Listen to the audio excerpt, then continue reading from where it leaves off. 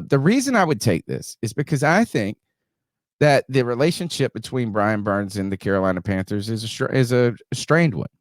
Yeah. I think that they are going to have to pay him more than they should because of the way things have happened, right? Yeah. So I think he has, in this case, strangely more leverage than he should given his statistics, right? Because of the way it handled and because the Carolina Panthers just don't have any other players. So that's the thing. If we let him walk, that's the worst thing you can do, right? Is letting him walk. The Panthers just have too many holes to fill. I think that paying him to stay in Carolina, you're going to pay him more than another team would pay him because of the circumstances of the team. I also don't think that this defense is ready for, like, if we continue to talk about him needing to break out, he's going to be this elite player. I think it's going to take time for this defense to be a type of defense where Brian Burns' skill sets all of a sudden flash as like, oh crap, he's on SportsCenter, he's on this and that, because we don't have a lot of pieces around him. He is our main piece. And then are we going to continue to just hear, oh, he doesn't have any help. So I think this is what if the Carolina Panthers were able to take this trade, I think they would not only save money that they could then continue to use to build for a longer term projection of the team.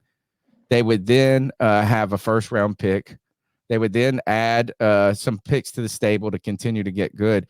And then David Ojabo is a young player who he tore his Achilles right before the combine or something. It was the combine, right? Yeah. And I think he was on the same team that who's the guy that went to Detroit? The defensive end there.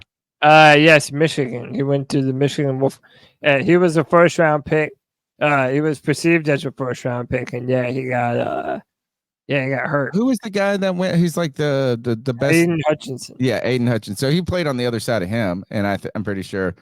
And then Panther Pickle adding some context. It says Ojabo has played 5 games in 2 seasons and was a healthy and active for 7 games last year. I mean, so the question is I don't know if like all of a sudden you're going to get a player that's going to be, good even, but at least you get a player that's younger. You do have the problems with this surgery, the injury history, but he's I just think a warm body pretty much at that point. Or maybe it's just like, look, he's also playing on a team too. Like, how is a guy who is inexperienced, who is coming off an injury, going to make a break into that lineup when the Ravens had the best defense in the league? So I don't even know if it's just him being a healthy scratch is all his fault, right? Yeah. Or, it's just like, hey, we're, we don't need you right now to rush along. And listen, I think there is a fair middle ground to this conversation, Tony, where it's the Panthers missed their opportunity to build around Brian while they had the opportunity. And now that hourglass of sand has run out. And now it's time to either put him on a different team or pay him like he's a part of your plans for the foreseeable future. And I think you're going to have to pay him a lot then. Yeah, and it doesn't seem like the Panthers want to do either of them. Like they're stuck in this weird middle ground where they can't really afford to get rid of him because then you need 2 edge rushers. And you don't really want to pay all the money. Can't afford to pay him either. Yeah, you can't afford to pay him.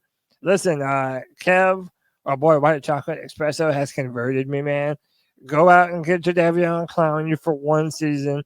Go get Leonard Floyd for 1 season. Get some draft picks.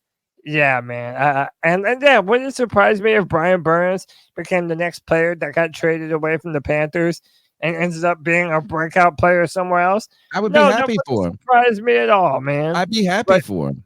Yeah, I mean, it's then I've also heard the devil's advocate position, Tony, that people are tired of seeing our players get traded to other places and then balling out, like that first Joe Person tweet that we put up there.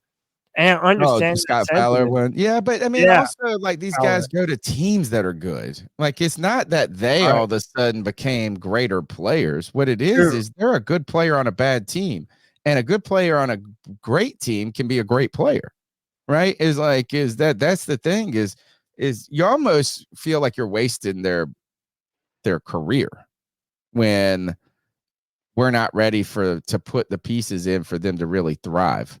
You know what I mean? It's like, that's why Hassan Reddick wants to stay, where, I mean, you heard the rumors